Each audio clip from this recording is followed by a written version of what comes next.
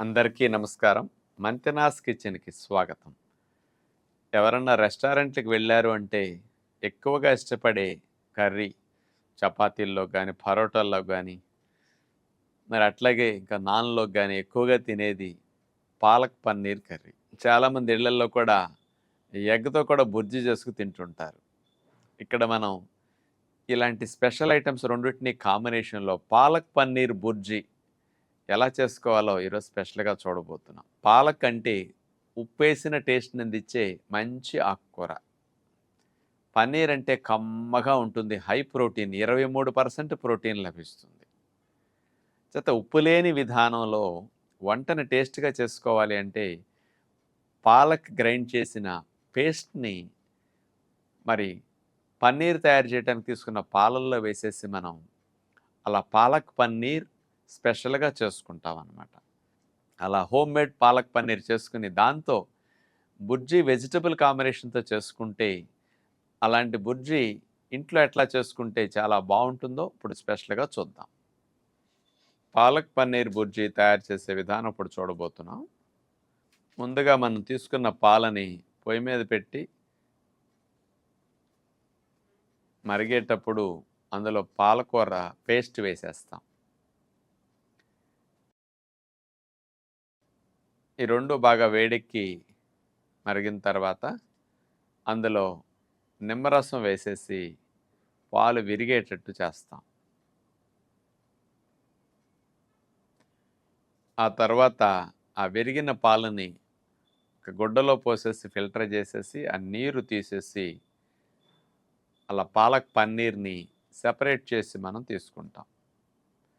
కాస్త నొక్కేస్తే కూడా అందులో నీళ్లు కూడా దిగిపోతాయి బాగా.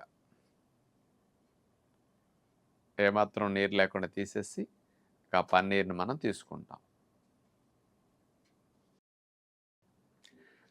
అలా సిద్ధం చేసుకున్న పాలక్ పన్నీర్ని కాస్త బుర్జీలాగా అట్లా చేత్తో చిదిమేస్తాం. సాల్ట్ వేసిన పన్నీర్లా పాలక్ పన్నీర్ అలా ఈ రకంగా చేసుకుంటే టేస్ట్ బాగుంటుందన్నమాట.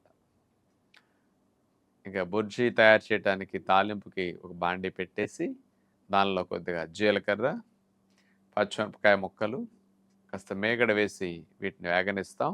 అందులో క్యాబేజీ తురుము, టమోటా ముక్కలు, గింజ తీసేసిన టమోటా ముక్కలు వేసుకోవాలి, ఎల్లో క్యాప్సికమ్ ముక్కలు,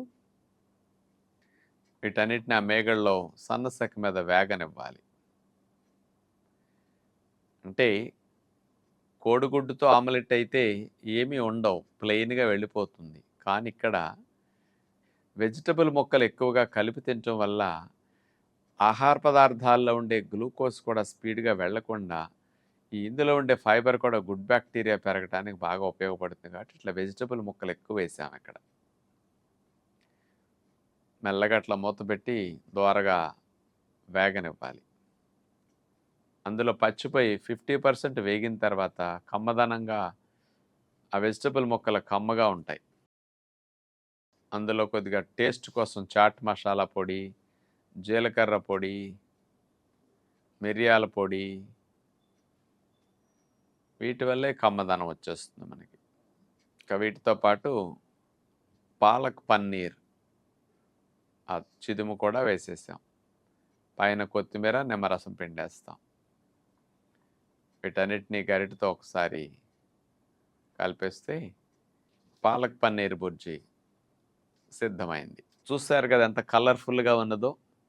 మీలో ఎవరైనా సరే వెయిట్ బాగా తగ్గాలన్నా, ఫ్యాట్ బాగా తగ్గాలన్నా, ట్రైగ్లిజరైడ్స్, కొలెస్ట్రాల్ లాంటి బాగా తగ్గాలన్నా, షుగర్ బాగా తగ్గాలన్నా, ఇంచ్ లాస్ బాగా జరగాలన్నా, ఇలాంటి వారికి ఇలాంటి పాలక్ పన్నీర్ బుర్జీ చేసుకుని ప్లేట్ నిండా పెట్టుకుని ఇక ఏ విధమైన పుల్కా కానీ రైస్ కానీ లేకుండా ఇట్లా తినేస్తే కార్బోహైడ్రేట్స్ తక్కువ, high protein, high fibre, vegetable combination ఎక్కువ ఇచ్చాం కాబట్టి ఇక్కడ బెనిఫిట్ బాగా వచ్చేస్తుంది అనమాట. కాబట్టి ఇలాంటి హై ప్రోటీన్ పాలక్ పన్నీర్ బుర్జీని వారంలో 4 రోజులు తిన్నా మీకు ఏ విధమైన నష్టం రాదు. ఎందుకంటే పాలల్లో ఉండే కొద్ది కొలెస్ట్రాల్ని కూడా ఇందులో ఉండే ఫైబర్ లోపలికి అబ్జార్బ్ కాకుండా తీసుకొచ్చేస్తుంది. ఈ పన్నీర్లో ఉండే ప్రోటీన్ మరియు వెజిటబుల్ కాంబినేషన్ ప్రేగుల ఆరోగ్యానికి చాలా మంచిగా ఉపయోగపడుతుంది. కాబట్టి ఇట్లాంటి ఆరోగ్యకరమైన వంటల్ని ఇంట్లో చేసుకుని తినడానికి అలవాటు పడితే మన ఆరోగ్యం మనం ఇంట్లోనే మనం బాగు చేసుకోవడానికి చక్కటి అవకాశం కలుగుతుందని విజ్ఞప్తి చేస్తూ నమస్కారం.